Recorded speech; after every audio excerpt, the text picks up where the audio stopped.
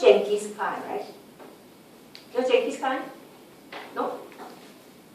You know Kublai Khan, Genghis Khan? The big warlord. Last time he conquered all of Asia, you know. And he's very interesting. Actually, he conquered all the way up to like Europe. And he already colonized some of the European countries. But because he died, that's why globalization didn't happen. Otherwise, you wouldn't have like different countries today. Because Genghis Khan really take all these countries.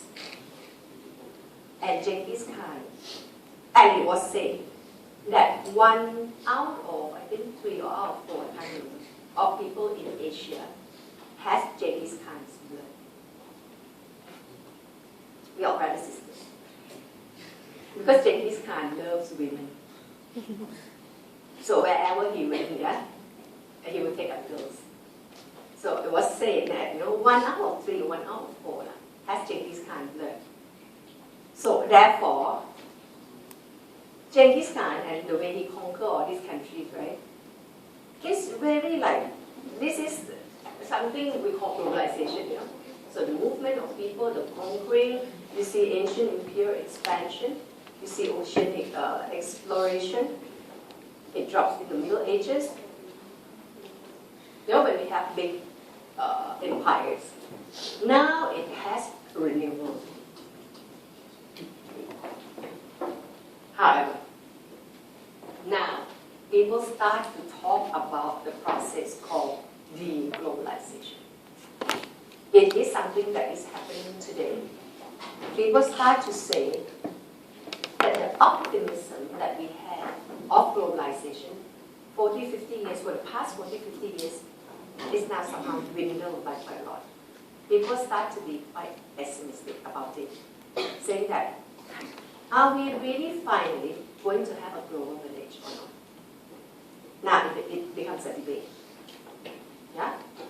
Are we living in it? Are we going to have it complete? How would a global world look like? Are there anything now that is like pushing it back, such that globalization would probably not be able to advance? That will be the debate that we'll put forth by these theories that we're going to study after this. Yeah? Okay, these are the, we say, any issues, sociology study always start with problem with definition. You hear? Because definition creates everything. Definition creates numbers and statistics. Definition is, this class is about definition of how the class is. So, globalization is the matter of definition. Yeah? Organization is a matter of definition. Men, women is the matter of definition. Religion, everything is about definition. So whether we are living in globalized world or not depends on the definition. Hell and McGraw say there are 3 different dimensions, 3 different approaches to define globalization. You can define it in material terms. Materialism, write that word down, materialism. Or you can define it in terms of ideas, of culture. So you write this idealism. But Hell and McGraw raised another dimension. He called it spatial temporal dimension. Yeah? And he cited Giddens as example. But for you, don't. For you, I think, what will be easier for you is to split this into 2, material and idea. Easier for you. Because these 2 are the distinction of sociology from the very beginning. Materialism and idealism. And you put spatial temporal dimensions of Giddens under idealism. Yeah? The way I'm going to do it in my lecture. Yeah?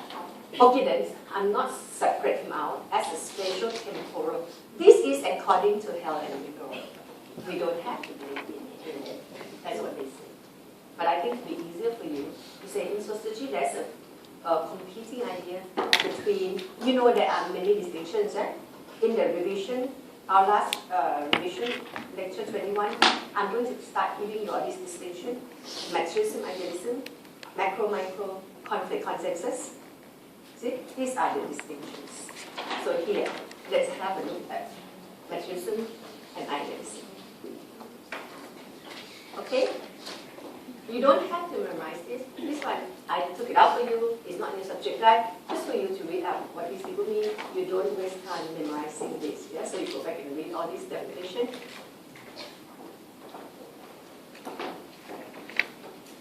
You know? And usually, globalization is being characterized by these processes. Okay, and this one is just my funny thing on globalization. Can you read that?